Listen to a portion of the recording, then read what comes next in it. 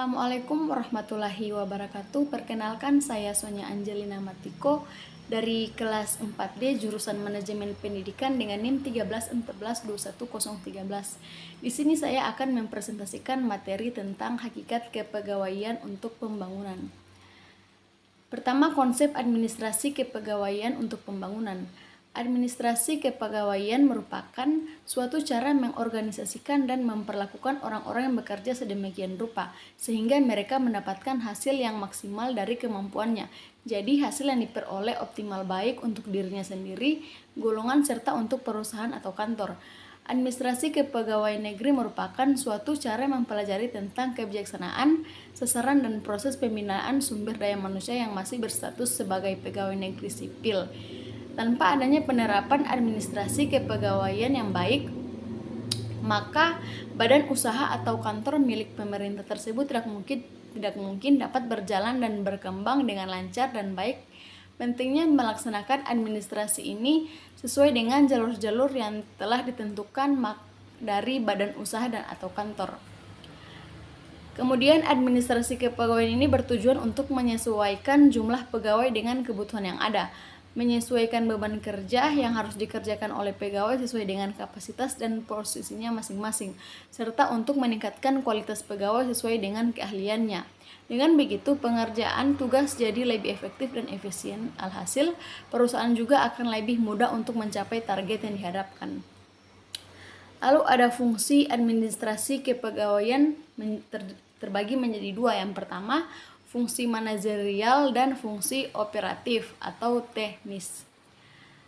Kemudian ada proses penerimaan tenaga kerja. Yang pertama, penarikan tenaga kerja. Yang kedua, sumber-sumber tenaga kerja. Pada umumnya, apabila dalam suatu perusahaan tersebut tidak ada pegawai yang dirasa cocok dengan pekerjaan itu, baru kemudian pihak perusahaan mengangkat atau mencari sumber luar, antara lain teman-teman pegawai perusahaan, yang kedua badan-badan penempatan tenaga, yang ketiga lembaga pendidikan, dan yang keempat seleksi dan orientasi. Kemudian ada pembinaan dan keamanan tenaga kerja. Pada umumnya pengalaman kerja bagi para pekerja baru masih sangat minim, sehingga dari masalah ini pihak perusahaan berusaha untuk membina tenaga kerja barunya sebaik mungkin. Adapun faktor-faktor keselamatan dan keamanan kerja yang harus diperhatikan oleh panitia pembina keselamatan kerja antara lain, yang pertama ada tata ruang kerja, yang kedua ada pakaian kerja, yang ketiga ada alat pelindung diri, dan yang terakhir lingkungan kerja. Lalu ada pemutusan hubungan kerja dan pensiun. Dalam pemutusan hubungan kerja pasti ada alasan-alasannya. Alasan-alasan pemutusan hubungan kerja itu diantaranya, yang pertama pemutusan hubungan kerja karena keinginan pengusaha, seperti pekerja tidak cukup dalam masa percobaan.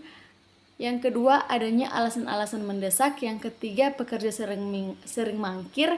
Yang keempat, pekerja ditahan oleh alat negara. Dan yang kelima, pekerja dihukum oleh hakim. Yang keenam, pekerja sering sakit. Dan yang ketujuh, pekerja berusia lanjut. Dan yang terakhir, pengurangan tenaga kerja. Kemudian yang kedua ada pemutusan hubungan kerja karena keinginan pekerja. Yang pertama, pegawai tidak cocok dengan situasi dan kondisi perusahaan. Yang kedua ada pegawai pindah karena mengikuti keluarga. Yang ketiga, pegawai bekerja karena alasan mendesak. Kemudian yang ketiga ada pemutusan hubungan kerja karena alasan lain, yaitu yang pertama, pekerja meninggal dunia, perjanjian kerja berakhir, dan pekerjaan telah selesai.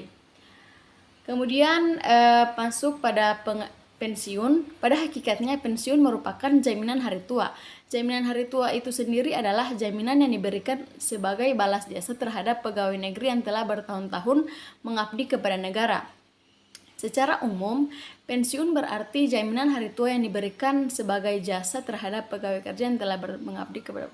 Sebenarnya program pensiun ini bukan hanya menguntungkan pihak pegawai atau pekerja saja, tetapi juga menguntungkan pihak perusahaan itu sendiri. Baik, itulah hasil presentasi dari saya. Lebih dan kurangnya saya mohon maaf.